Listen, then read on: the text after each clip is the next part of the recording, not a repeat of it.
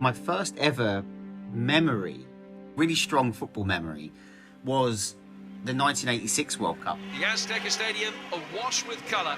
A vibrant atmosphere for this World Cup quarter-final between Argentina and England. And this is a very special World Cup. It was Mexico 1986, this faraway land which might as well have been on the moon. The quarter-final was against England versus Argentina. Maradona just walked away from Huddle then. I just remember watching that game and Maradona gives Argentina the lead. The England players protesting to the referee. Maradona basically punches the ball into the net with his hand. I remember waiting for the referee to blow his whistle. It was so obvious. It was so obvious this was a foul. And he didn't. And the goal is given. I mean, I remember crying my eyes out because it wasn't fair. Like, it didn't, this is like, my innocence was shattered in that moment. This is James Montague. He was 5 years old, living in the small city of Chelmsford in England, when he watched Argentina's Diego Maradona punch a goal into England's net, using his hand. Sure, it was one of the most blatant acts of cheating in sports history, but since the referee didn't have a clear view of it and instant replay didn't exist yet, the goal was counted. It's called the hand of God because, God himself came down and wanted to smote the English. This is how Maradona thought. Maradona said he saw it as a kind of retribution for British colonialism. Argentina beat England 2-1 and went on to win the whole thing, making Maradona a villain to some, a hero to others. I was so young. I was, 8 or 9 years, but I remember it. It was the greatest World Cup in the history. I think that. Yeah. Why was it the greatest World Cup in history? Because of Maradona. When he play football, you feel he is like a magic. This is my uncle, or Ammo, Nazi. He remembers watching the '86 World Cup live on a tiny box TV in his small town of Awajan in Jordan, where he grew up. And of course, Maradona's performance in the Argentina-England game was the highlight. Yeah. Which he make a goal by his hand, yeah. And he said, this is the hand of the God, yeah. Were you like, oh, this isn't fair? Or were you like, no, goal, this is Yeah, we feel happy because it's a goal. For us, it's a goal, and they won. And they defeated England. We hate England. Yeah, we don't like. Since he was a kid, my Ammo Nazi has looked forward to the moment every 4 years when countries from nearly every continent convene in one corner of the world to face off in the ultimate tournament of football. Or, as we'll call it in most of this episode for all our American listeners, soccer. Every 4 years, this incredible festival of football would take place. It would be, for many people, a window onto a world that you would never see in any other place. And I think that's why it evokes so many strong emotions and why it's still the most important and biggest sports event in the world. Look at this magisterial pass! Oh my God, an insane goal! هذا هو نجم الكرة المصرية فخر الكرة العربية! هيا هيا هيا هيا هيا هيا you know what it is هيا هيا هيا هيا هيا red one هيا هيا هيا هيا هيا This is the official World Cup anthem for 2022, which is set to kick off in just a few days in Qatar. It's the first Arab country to ever host the World Cup. Another first, the World Cup is happening in November instead of June and July, when it's normally held. The entire global event specially moved to a cooler time of year to avoid the ridiculously hot summers of the Persian Gulf, or Khalij in Arabic. Qatar is a very small peninsula country, mostly made up of arid desert, that shares a land border with Saudi Arabia and a sea border in the Persian Gulf with the United Arab Emirates, Bahrain, and Iran. How small is it exactly? You know, whenever I write for an American newspaper, they will then insert Connecticut, I think. James Montague, who we met on that fateful day in 1986, grew up to become a sports journalist. He's written for The Guardian, The New York Times, CNN, and Sports Illustrated even described him as, quote, the Indiana Jones of soccer writing. I don't think I've ever been to Connecticut. Now, what isn't small is Qatar's bank account. It's among the richest countries in the world. The average income of Qatar's 300,000 citizens is the highest of any country in the world. Plus, they don't pay taxes and get free healthcare and free education. But they make up just 10% of Qatar's population. The other 90%, immigrants from around the world, don't get those perks. It's just spent $200 billion at least on hosting this World Cup, on winning the bid, building the stadiums, building the infrastructure. Over the last couple of decades, James has traveled extensively throughout the Middle East, including to Qatar. My first book and last book was When Friday Comes, which is the kind of story, the modern story of football in the region, and especially the rise of the Gulf. James says on these travels, he got to experience the region in a way many people don't get to. I do realise I'm a white man, I'm a white Westerner, white English person. And so I had in some ways, kind of quite a privileged position in that respect. And because a lot of people also thought if you're a football writer or a sports writer, you're a bit of an idiot, it also gave you incredible access to spaces that you never really would have been much harder to get. And this was like the key to the way that I then ended up seeing the Middle East.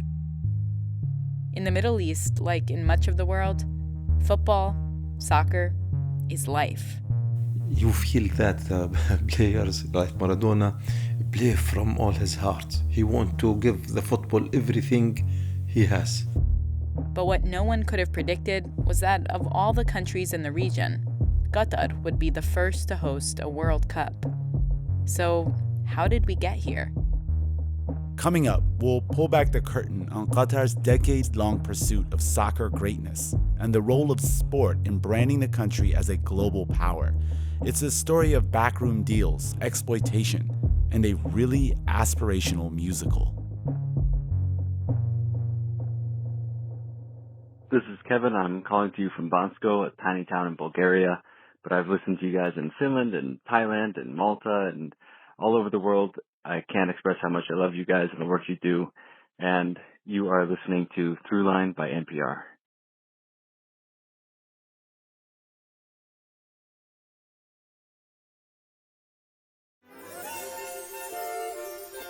Part 1.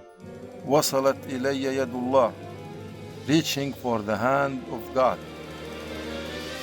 It's November 2005. The curtain has just been raised inside a theater in Doha, Qatar's capital. In this tent is magic.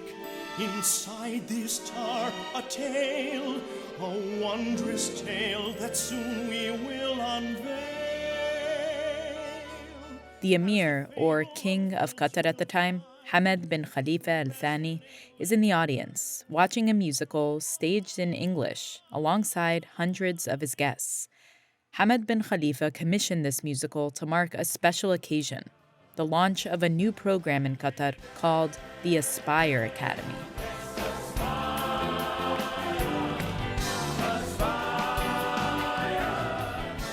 The goal of Aspire would be to scout and develop young athletes and build up the profile of Qatar's national soccer team.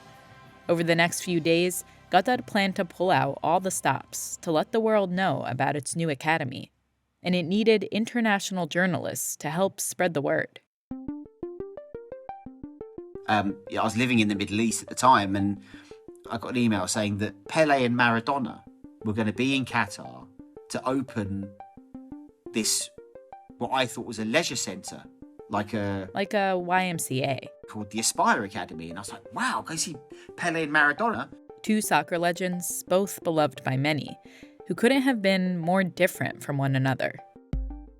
Maradona, probably the first man who wasn't in my family to make me cry, back in 1986 when he scores, the hand of God. There was a dark side to him, his career plagued as much by scandal as glory.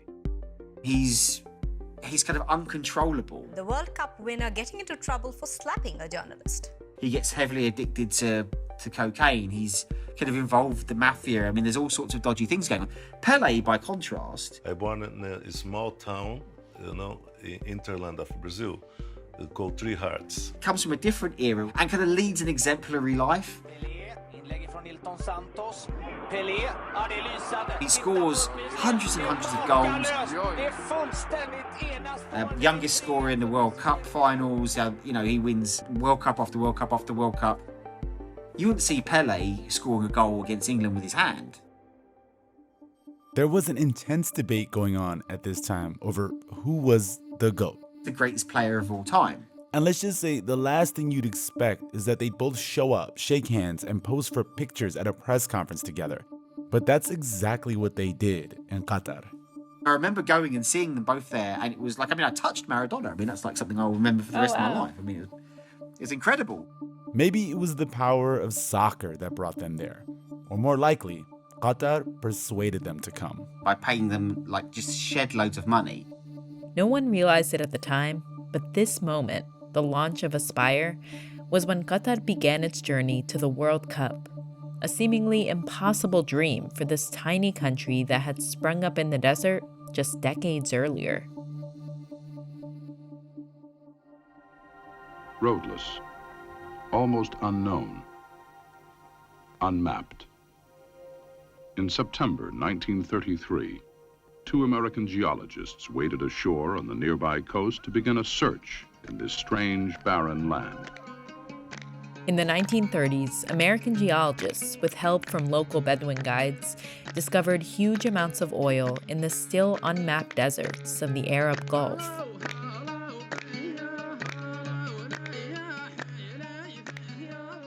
The largest oil field was located in the newly proclaimed kingdom of Saudi Arabia.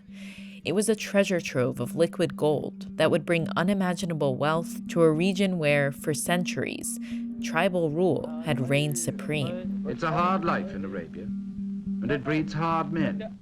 But it's as perfectly adjusted now to the hard land it's lived in as it was in the days of Abraham, the father of all the tribes. Tribes were essentially clans and families, and Bedouin life, meaning they lived in the deserts and they lived off the land and the sea, the waters. At the time, the British Empire still had a strong foothold in the Middle East. Unlike the colonial rule that we saw in countries like India, it was different in the Gulf. It was more of a protectorate and an agreement that the British would have a say in the foreign policies of these societies in exchange for formal protections as well. And as more and more oil and gas fields were discovered in the Gulf, they began to do business with the various emirates, or kingdoms, in the region. The rulers of these kingdoms were sheikhs, who had been chosen to make political decisions. At the wheel of this car is a man torn between 2 worlds. He's an Arab sheikh who was born in an old Arabia and will die in a new one. The discovery of oil and gas absolutely upends and transforms every single aspect of life and society in this part of the world. This is Aya Batrawi, NPR international correspondent based in Dubai. And I've spent the past decade reporting in the Gulf and around the Gulf, including in Qatar.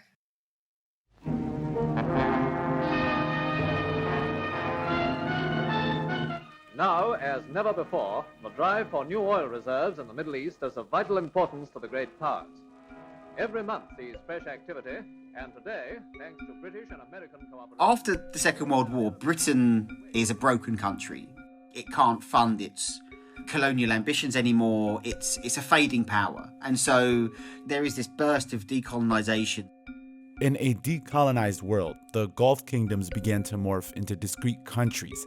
Saudi Arabia, the biggest country, Bahrain, Kuwait, Oman, the United Arab Emirates, Iraq, and tiny Qatar, which is ruled by the Al Thani family.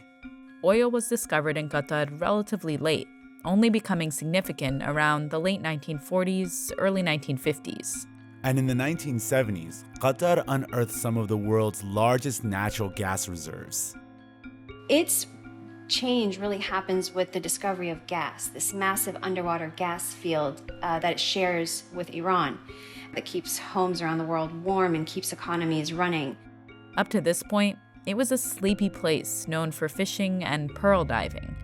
But suddenly, with these discoveries, the country began to rapidly develop, which required Qatar to import labor. Cheap labor from poorer countries around the world. Perhaps the most visible sign of this development was the Sheraton Hotel. Aerial photographs from that time show the hotel jutting into the sky along an otherwise barren stretch of desert. Its modernist pyramid design, kind of the Jetsons meets Aztec temple, was a symbol of the change to come. Saudi Arabia and Iran and Kuwait, which have 130 billion barrels of oil, own more than half of the world's known oil reserves. For at least the next 15 years, our oil supply is going to depend largely on what these 3 countries and 8 other Middle Eastern countries with smaller oil reserves decide to do about their oil production. This newfound treasure put the Gulf countries at the center of global politics. Everyone wanted a piece of it, and that gave these countries power like never before. There was an announcement that prices for Arab oil were going up, a huge increase voted in an overnight meeting without even consulting Western buyers. In 1973, these nations used that power to retaliate against the US and other allied countries for supporting Israel, which had been expanding into Palestinian territories. In non-diplomatic language, that means that we'd better get along with the Middle Eastern nations because we're using almost 2 billion barrels more of oil a year than we produce.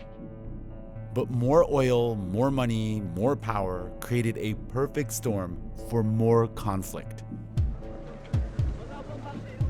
The wreckage of an Iranian jet fighter shot down over Iraq in the war that's shaken the whole Gulf region and the wider world beyond.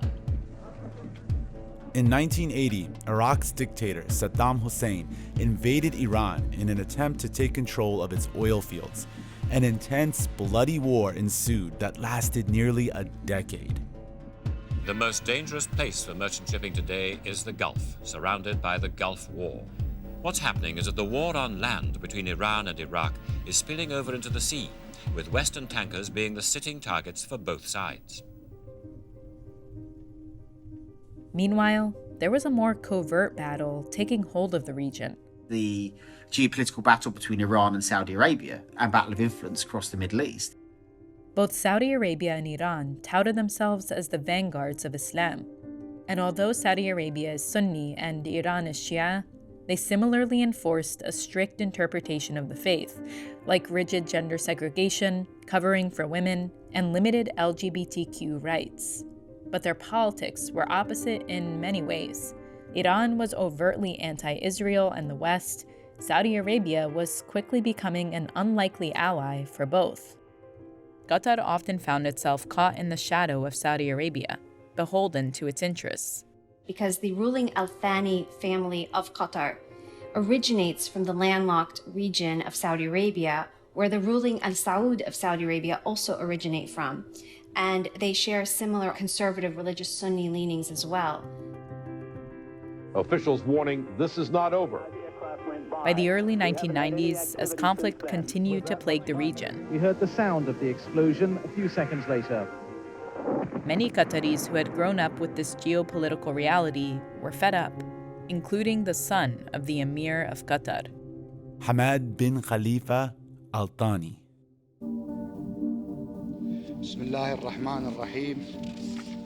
He'd taken over from his father, Khalifa, in a kind of bloodless palace coup.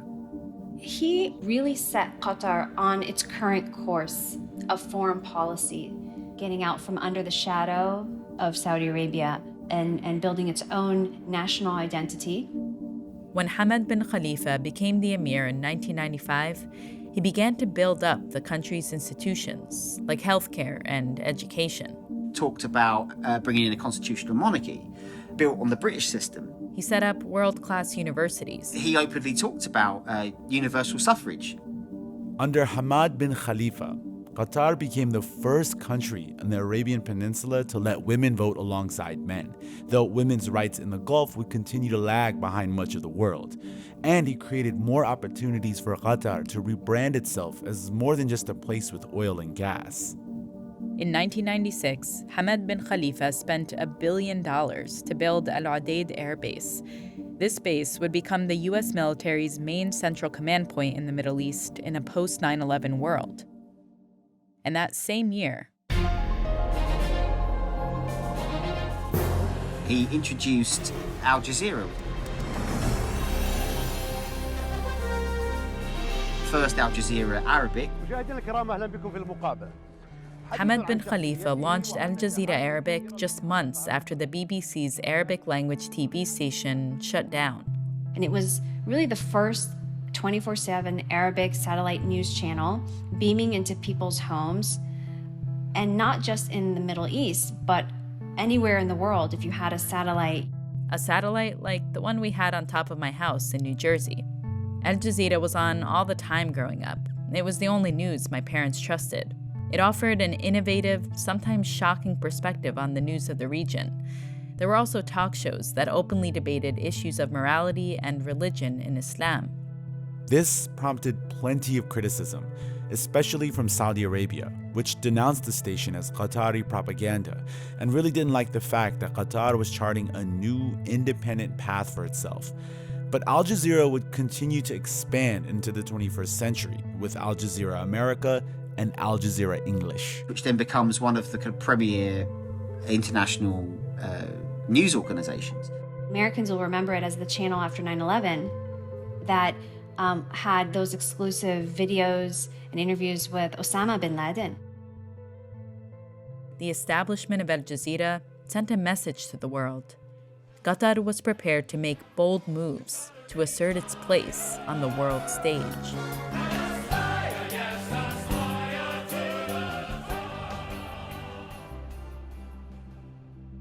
Which brings us back to another bold move that will make more sense in hindsight: the dramatic launch of the new Aspire Academy. If you want a shortcut to international prominence, and you want people to know who you are, sport and football is probably the quickest way you can get there, because there is no greater billboard in the world than football. Because being a power in world football could be a means to achieve outsized political and cultural power. Coming up, Qatar makes a bid for the World Cup.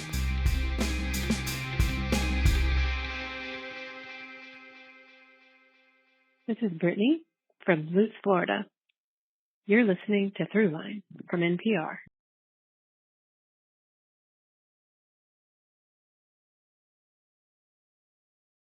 If you're listening as a subscriber to Throughline Plus, we just want to say thank you. And if you're not yet a subscriber and want to learn more about how to listen to the show without any sponsor breaks, head over to plus.npr.org/Throughline. Becoming a Plus subscriber helps support all of our work at Throughline, so we hope you'll join. Now, back to the show. Part 2. اللعبة داخل اللعبة. The game within the game. I'd always been obsessed with football and football stories, and I'd started to see political stories through football. I remember one of the first ones I came across was I was just browsing the FIFA website, and I came across the fact that one of FIFA's members was Palestine. Not the occupied territories, not Gaza, not the West Bank, not the Palestinian people, but Palestine, an entity called Palestine. And you know that's a very rare thing to have in the international arena, to have Palestine named that way and officially recognised. And so when I started looking into that, I wanted to do a story about the Palestinian national team. So I'd have to fly to Jordan, and then I'd get into a taxi, and it'd be an hour to get to the border, and you really saw the full weight of the Israeli state. And, you know, this is a horrific place. And it was this modern architecture of oppression that you'd pass through. And they said, "Why are you here?" And I said, "Well, I didn't mention I was doing a Palestinian football story. I mentioned that I wanted to go and see Hapoel Haifa play, one of the biggest teams in Israel, and their captain, Yossi Benayoun, also the Israeli national team captain, played for West Ham United. But she asked me, who's your favourite player? And I said, Yossi Benayoun. And she just melted and stamped my passport and I was through. It was the mid-2000s when James found himself at the border of one of the most contentious places in the world. At the time, the United Nations did not officially acknowledge Palestine's independence, but the Organization for the World's Most Popular Sport did. So, how did they become a member of FIFA? I would not go into just an adventure because I have too much respect for the FIFA, and that's why I'm confident going tomorrow morning in this election. Joseph Sepp Blatter won election as FIFA president on June 8, 1998. And that same year, with Sepp Blatter's support, FIFA officially recognized Palestine as an independent entity. What is it exactly that FIFA does? The aim of FIFA is not only to develop this game and to organize competition, but to try to make a little bit a better world. Joseph Sepp Blatter, a Swiss sports executive, helped organize the 1972 and 1976 Olympic Games in Munich and Montreal. Once he got to FIFA, he would instill a new vision, to make it more truly global. See, the World Cup games had only been held in European, South American, and North American countries. That meant over 100 countries and millions of people between Asia and Africa were left out of what was supposed to be the World Cup. 209 national associations are members of FIFA. That's more than the United Nations. Organized football is now played in all corners of the world. So fast forward to where we left Qatar in 2005, when the Emir Hamad bin Khalifa inaugurated the Aspire Academy to help build up their national soccer team and maybe have a shot at qualifying for the World Cup, which Qatar had never done. Its ambitions just didn't tally at all to reality. In 2006, Qatar's team didn't qualify for the World Cup. Qatar made a bid to host the 2016 and 2020 Summer Olympics. It didn't get either. So a lot was riding on Qatar's bid to host the World Cup. Remember, like many countries in the past, it saw sport as a rapid path to international prominence. There is a power to hosting. It is an opportunity to send a message about where your place is in the world. And a chance for Palestine, it's in! What a goal! So while the Palestinian national football team is desperate to qualify for a World Cup. Jordan 5, Palestine 1. Because the power of having that flag on the international stage is one of the most potent political symbols you could do. To be there as a nation amongst equals on the international stage. And so hosting a World Cup is that times 100. And for a country like Qatar that was developing at a breakneck speed, this was the most important element. What will it mean to the region if the world's greatest sporting event comes to the Middle East for the very first time? It happened in South Africa, football uniting the people of the world in a way that only sport can. Will it happen again here in the Middle East? When that came out, when that news came out that Qatar wanted to host a World Cup, I mean, it was absurd. Like, how are you going to host a World Cup? I mean, it's 50 degrees in the summer. Which comes in at a nice toasty 122 degrees Fahrenheit. Trust me, I've lived through enough golf summers. You 15 minutes in that and you're in trouble. Anybody that had gone to Qatar would have laughed and said, this is impossible. How can a country the size of Qatar ever host the World Cup finals? You're going to need 8 to 10 stadiums. There's going to be millions of people arriving. You just can't handle it.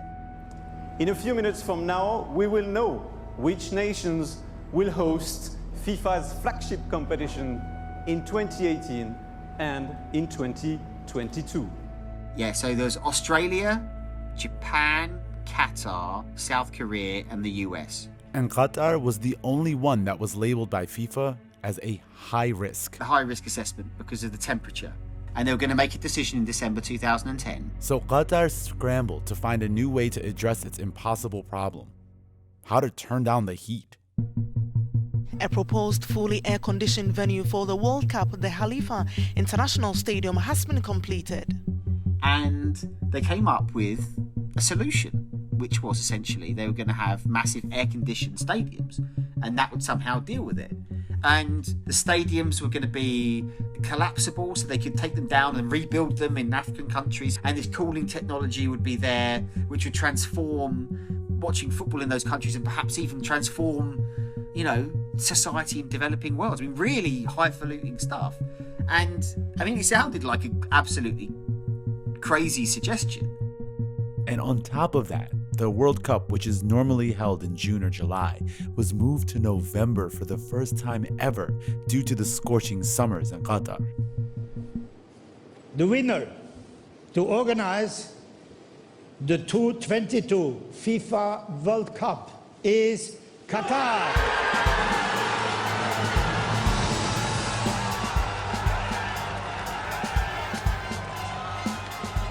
Do you remember where you were when that news came out? Were you in the Middle East at the time?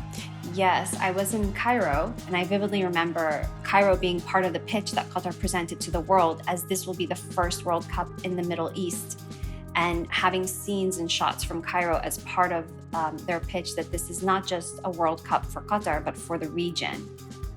The Emir, Hamad bin Khalifa, had secured his goal. Qatar was going to host one of the biggest sporting events in the world. But for many people outside the region, I can imagine that for a lot of people, seeing the word Qatar, probably the first time they'd ever heard the country's name before, it was shock. That's when the questions came flooding in. Who? Where? How? How did the seemingly impossible happen? To say that FIFA is operating under a cloud of scandal would be a great understatement here.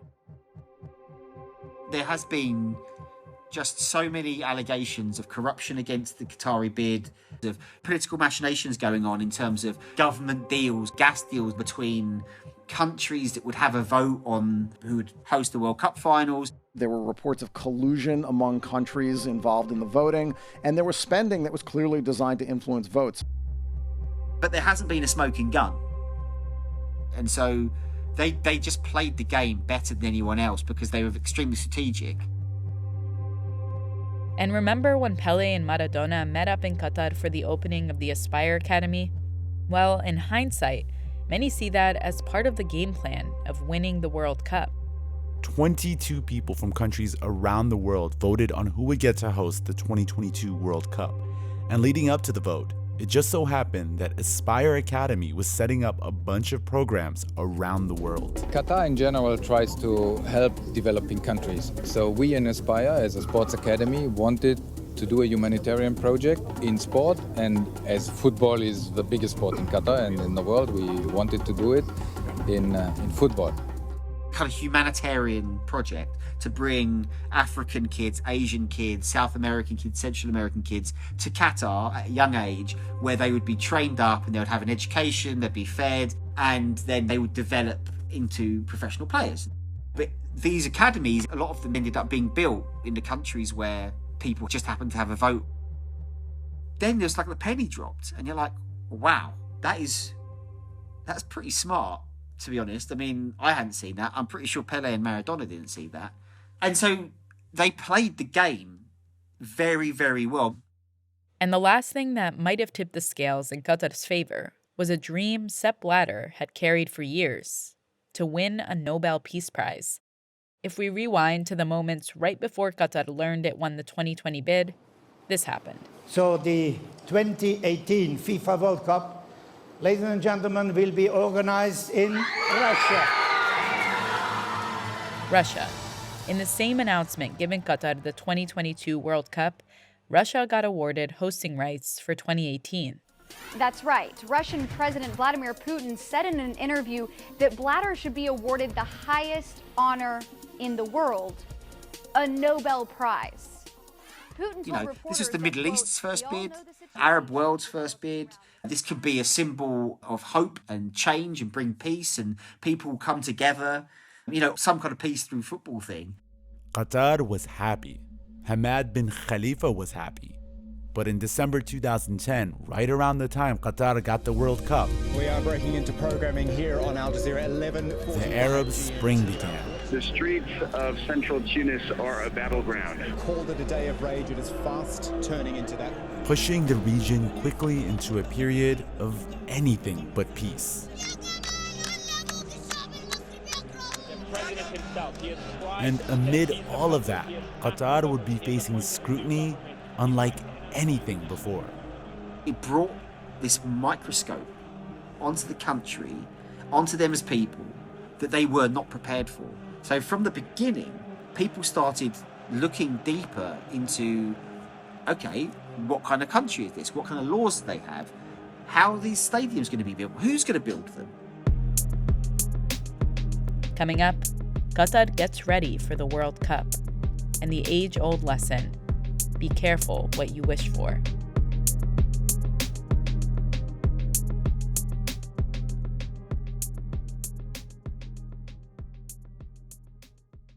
Hi, this is Nicole Charbonneau from Marion, Massachusetts, and you're listening to Throughline from NPR.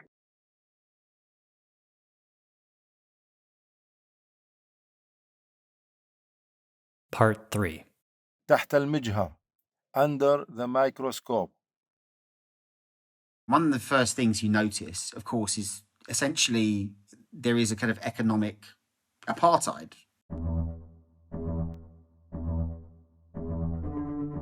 You would see workers just working in the most awful conditions. And I'd visit these sites and speak to the men who were suicidal. I mean, they were essentially indentured slaves. They were there by this system called kafala. Kafala is the system in the Gulf and surrounding region that funnels a supply of cheap migrant labor. This was key to Qatar and its neighbors being able to grow quickly from unmapped places in the desert to some of the richest and most influential countries in the world. These countries would not have been able to build the cities that they have today, the hospitals, the schools, the residential buildings, the neighborhoods, the malls, the airports, without these migrant workers. Which, on the surface, is something many countries, including the US, have done. But the global attention that came along with Qatar winning the World Cup shined a bright light on just how extreme the kafala system was. Together we are 125 workers who are stuck here.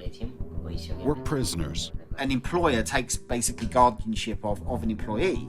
So your visa, your residency, your livelihood, your ability and your permission to work and operate in the country and rent an apartment and open a bank account is tied to your employer. And it is just ripe for abuse. We have not received any salary for months and cannot send money home. The overwhelming majority of Qatar's workforce are foreigners, and the bulk of that is migrant labor. This includes white-collar workers. But the people facing the hardest conditions, workers mainly from South Asia and Africa, are also the least skilled and mainly work in construction or domestic work. Employers often take passports away from workers when they arrive in the country and change the terms of employment. Workers from India, Nepal, Somalia, the Philippines, and an array of other developing nations live squeezed into overcrowded company accommodation. You've got no chance of becoming a citizen. You are kept in camps far away from the rest of the population, prevented really from mixing with other people. Nobody wanted to know this story. The winner is Qatar. Straight away, the criticism for this, which I hadn't seen any appetite for before 2010, suddenly becomes absolutely central to the narrative around Qatar's World Cup. Because who are building these World Cup stadiums? Who are building these hotels? Who's going to be building the metro system? It's going to be these workers under this incredible system. Because the kafala system had been established in the Gulf for years, some people living in Qatar were taken off guard by this response in the media, wondering whether the fact that this was an Arab and Muslim country was motivating the criticism. After all, a lot of it was coming from Western countries who had been doing business with Qatar and the other Gulf countries for years without raising the alarm. Hypocrisy blind hypocrisy. I mean, we're absolutely beholden to them. I mean, we need their money. We need their inward investment. They own, prestige real estate. We sell them weapons. They own our football clubs. It's money and influence. And to be honest, every World Cup bidding process is a filthy process. But media reports surrounding Qatar didn't stop. Within months, the International Trade Union Confederation started protesting FIFA's decision. They pointed to kafala. And in 2013, the unions brought a complaint to the UN's International Labour Organization, or ILO, and Qatar responded. Slowly, it dawned on them that this was doing too much damage to their reputation, and it has forced a reform process.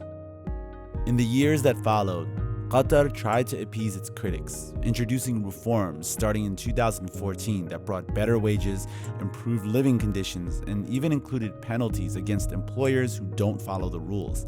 The UN's ILO would eventually announce that the reforms have essentially ended the kafala system in Qatar. But major rights groups like Amnesty International and Human Rights Watch have maintained that labor abuses continued. I've kept in touch with many of the workers who I've interviewed over the years. In many cases, they tell me that it has improved. Their conditions have improved, their wages have improved, but it's still a system that places men, and it's largely men, in camps outside cities and treats them as third-class citizens. There'll never be a passport, an Emirati passport or a Qatari passport given to them for their role in creating this country and for creating this tournament. Some estimates show that over 6,500 foreign workers in Qatar have died since the country got hosting rights for the World Cup. Extreme heat is likely one factor, among others. While stories about kafala were casting shadows on Qatar, FIFA itself was about to get a major shakeup of its own. Breaking news now, so to interrupt, FIFA President Sepp Blatter is resigning from his position. An embattled leader who faces his toughest test since he took the presidency of the FIFA in 1998. FIFA was under fire. The allegations of corruption within the organization spanned back years and implicated more than a dozen high-ranking officials. Although it's technically a non-profit, FIFA's business model left a lot of room for the organization to rake in a lot of money, and some members of FIFA took things too far. Much of this happened under the presidency of Sepp Blatter, the same man who saw soccer as a way to unite the world, and Qatar as a way to expand soccer's reach across the globe. But in 2015, he stepped down as FIFA's president. C'est mon profond attachement à la FIFA et à ses intérêts qui me sont très chers, qui m'a amené à prendre cette décision.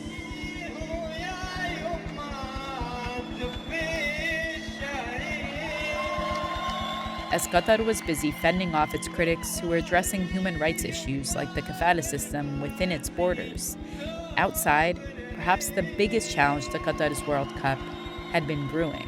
In a way, what almost kind of destabilizes completely its World Cup is this Arab Spring. The Arab Spring threw the region into chaos. What was at one point seen as a kind of World Cup for the Middle East and as a potentially unifying kind of event for the whole of the Middle East, suddenly sees Qatar on opposite sides of its neighbours in almost every theatre. While there were protests in the Middle East and North Africa in support of democracy, pushing back against political corruption and inequality, in Qatar, it was quiet. You have to understand the cultural context of Qatar. It's close-knit. It remains tribal in that sense. And they truly, believe in their leader. But behind the scenes, things were more complicated. Throughout Hamad bin Khalifa's time as emir, as part of his mission to boost Qatar's profile on the world stage, he had positioned Qatar as the region's hakim, which in Arabic means judge or referee. It was often the go-to place for mediation in the region. Whether that was hosting Taliban officials and some Hamas leaders from Gaza, or whether that's talks between U.S. officials and the Taliban. In a way, this strategy was pretty simple. Maximize friends, minimize enemies. We've seen the Qatari Emir go to Tehran and meet with Iran's president and carry back messages to Washington. But during the Arab Spring, the lines became more blurry. So in Egypt, it backs the new government of Mohammed Morsi attached to the Muslim Brotherhood. The UAE and Saudi see the Muslim Brotherhood as an existential threat. So they're in opposition there. They're in opposition backing different groups in Syria. Many people believe that in doing so, you've also funded a lot of militant groups in Syria, such as ISIL and Jabhat al-Nusra. I think the definition of terrorism is a moving target in the world, and Qatar would argue that they absolutely do not support groups like the Islamic State and Al-Qaeda, but that the groups that have been labeled and branded as terrorists are not. They're simply groups that have their own political leanings. So it's just a patchwork of extremely complicated groups that they're backing, but they often find themselves on opposite sides of the same battlefield.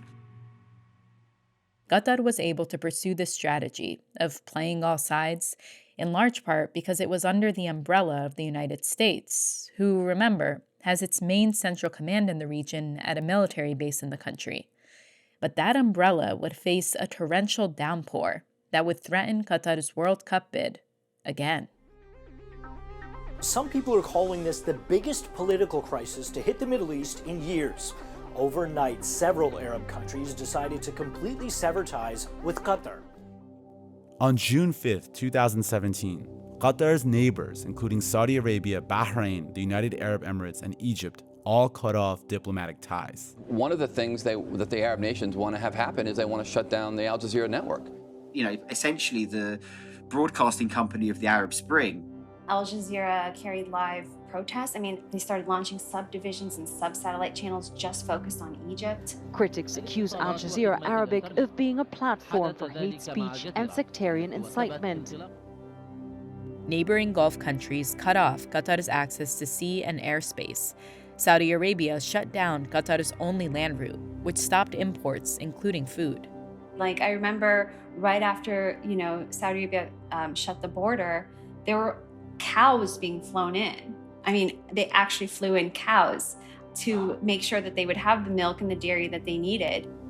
This was a culmination of built-up tension that started back in 1995. And since then, Qatar had grown on the world stage.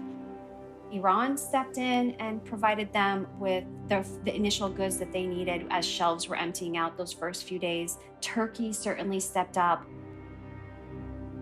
Meanwhile, Qatar is still holding tight to its dream of hosting the 2022 World Cup. The clock is ticking, and the country can't afford any delays. FIFA was again getting intense international pressure, including from Arab nations involved in the embargo, to pull the World Cup from Qatar. Its neighbours, its rivals, had zeroed in on the fact that this was how you hit Qatar hard. But the embargo remained in a stalemate, neither side giving concessions. You know, it's a very difficult situation for Qatar. They have to scramble to find the building materials for the World Cup. So Qatar was quickly able to find other ways to solve its problems, and it had the money to throw at it. It just spent money and did what it had to do. The stalemate finally came to an end in January 2021, 3.5 years after it began. An agreement was brokered with the help of Kuwait and the United States, but the tension between Qatar and its neighbors remains.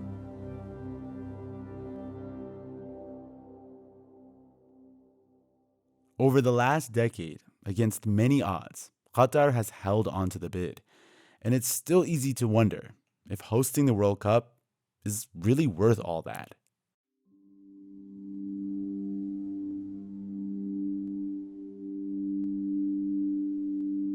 In a way, I almost feel sorry for Qatar. You know, they had this crazy dream, and they could have pursued it, and it wasn't what they thought it would be, and they've had their name dragged through the mud, and at some point they were so far in they couldn't get out. I don't feel as sorry as I do for the millions of workers whose lives have been ruined, but you know, there is an element of this is with Qatar and the World Cup. be careful what you wish for, because sometimes you might get it.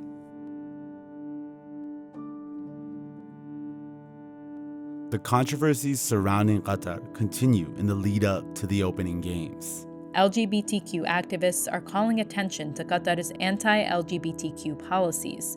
Homosexuality is illegal there, and reports in the international media on gay rights are censored. Qatar insists all are welcome to the country for the World Cup without discrimination. Some environmental and human rights activists say the reforms have not gone far enough and are calling for a boycott of the World Cup. And just last week, former FIFA president Sepp Blatter remarked that picking Qatar was a mistake, citing the political pressure around the decision and adding, quote, "It's a country that's too small. Football and the World Cup are too big for that."